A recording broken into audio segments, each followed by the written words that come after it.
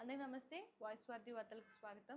అతి తక్కువ కాలంలోనే మంచి గుర్తింపు పొందిన వాయిస్ వార్ది జాతీయ తెలుగు దినపత్రికలో ఈరోజు వార్తలు ఏంటో చూసేద్దాం. ఈరోజు వాయిస్ వార్ది మెయిన్ పేపర్లో చూసుకున్నట్లయితే కాంగ్రెస్ అభ్యర్థులుగా సింఘ్వి వేం నరేందర్ రెడ్డి ముగిసిన రాజ్యసభ నామినేషన్లు. సీఎం రేవంత్ అలాగే మంత్రులు ఎమ్మెల్యేల రాకతో కోలాహలం. సో చివరి రోజు కావడంతో ఇద్దరు నామినేషన్లు దాఖలు చేశారు. సో నిన్న దాని గురించి ఒక న్యూస్ చూస్తున్నాము. అండ్ తెలుగు రాష్ట్రాల్లో 10th పరీక్షలకు రెడీ. తెలంగాణలో 14 నుంచి, ఏపీలో 16 నుంచి పరీక్షలు. మూసి పేరుతో కాంగ్రెస్ దోపిడీ. నాగోల్ వద్ద మూసి పరివాహక ప్రాంతాలు పరిశీలన.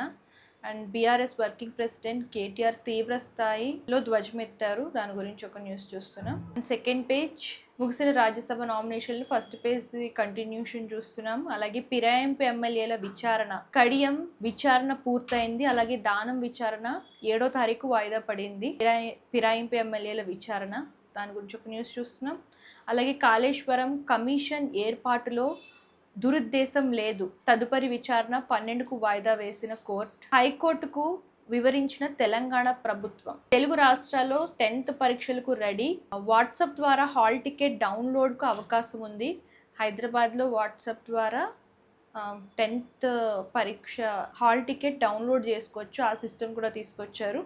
దాని గురించి ఒక న్యూస్ చూస్తున్నాం. థర్డ్ పేజ్లో చూసుకున్నట్లయితే మూసి పేరుతో కాంగ్రెస్ దోపిడీ.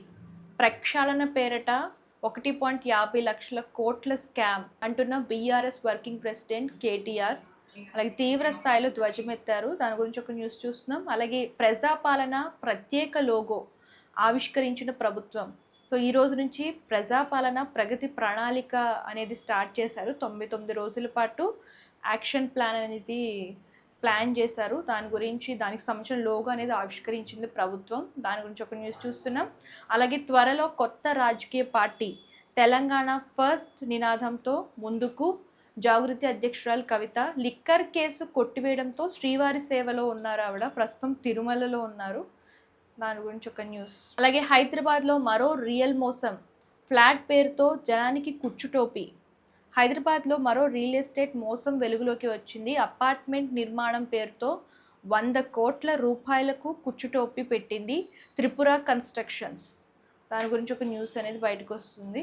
అభివృద్ధి అంటే విధ్వంసం కాదు. మూసి ప్రణాళికలో మానవీయ కోణం ఏది? దాని గురించి ఒక స్పెషల్ స్టోరీ చూస్తున్నాము. నివాస్ హక్కులను కాలరాయడం అప్రజాస్వామికం. ఇక్కడ చూసినట్టయితే ప్రస్తుతం యుద్ధం గురించి న్యూస్. తగ్గేదే లేదంటున్న ఇరాన్. మిసైళ్లు డ్రోన్లతో విరుచుకుపడుతున్న ఇరాన్. చైనా సహకారంతోనే అంటూ అంతర్జాతీయ కథనాలు. సో ప్రస్తుతం వార్ అయితే 6వ రోజు నడుస్తుంది. సో ఇంకా కూడా ఇరు దేశాల మధ్య ఉద్రిక్త పరిస్థితులు అయితే నెలకొంటున్నాయి. అమెరికా మరో దుస్సాహసం. అణువార్ హెడ్ క్షిపణి పరీక్ష. సో అణువార్ హెడ్ క్షిపణిని పరీక్షిస్తుందంట అమెరికా. దాని గురించి ఒక న్యూస్ చూస్తున్నాం. అలాగే ఇరాన్ యుద్ధంలో చిక్కుకున్న భారతీయులు. గల్ఫ్లో 23,000 మంది చిక్కుకున్నట్లు కథనాలు. సో భారతీయులు అయితే ప్రస్తుతం గల్ఫ్లో 23,000 మంది చిక్కుకున్నట్లు తెలుస్తుంది. అండ్ భారతీయులు 23,000 మంది అంటే మన తెలుగు రాష్ట్రాల్లో కూడా చాలామంది చిక్కుకున్నారు. అలాగే అటు ఏపీ సీఎం కానివ్వండి, తెలంగాణ సీఎం కానివ్వండి, సో వాళ్ళకి సెక్యూరిటీ కోసం అలాగే క్షేమంగా తీసుకురావడం కోసం ప్లాన్ అయితే చేస్తున్నారు. దాని గురించి న్యూస్ చూస్తున్నాం. ఇందూర్లో సినీతార నిధి అగర్వాల్ సందడి. ఇందూర్లో సినీతార నిధి అగర్వాల్ సందడి చేశారు. నిజామాబాద్ నగరంలోని రాష్ట్రపతి రోడ్డులో గురువారం ఆర్ఎస్ బ్రదర్స్ మెగా షాపింగ్ మాల్ను ప్రారంభించారు. సో దాని గురించి నిధి అగర్వాల్ వచ్చారు ఇందూర్. అలాగే ఇంటర్ పరీక్షా కేంద్రాలు తనిఖీ చేసిన కలెక్టర్. బోధన్ పట్టణంలోని ఇంటర్మీడియట్ పరీక్షా కేంద్రాలను కలెక్టర్ పరీక్షించారు. సో ప్రస్తుతం ఎగ్జామ్స్ జరుగుతున్నాయి కదా, దాని గురించి ఒక న్యూస్ చూస్తున్నాం. 6th పేజ్లో వచ్చేసరికి అరైవ్ అలైవ్ కార్యక్రమం నిర్వహణకు సన్నద్ధం కావాలి. రోడ్డు భద్రతా ప్రమాణాలపై అధికారులతో సమీక్ష నిర్వహించిన జిల్లా కలెక్టర్. ఏప్రిల్ 13 నుంచి ఏప్రిల్ 18 వరకు నిర్వహణ జరుగుతుంది. జిల్లా కలెక్టర్ కోయ శ్రీహరీష్ కలెక్టర్స్కి దిశానిర్దేశం చేస్తున్నారు. దాని గురించి ఒక న్యూస్. అలాగే రైతులకు ఇబ్బందులు కలగకుండా ప్రభుత్వం చొరవ చూపాలి.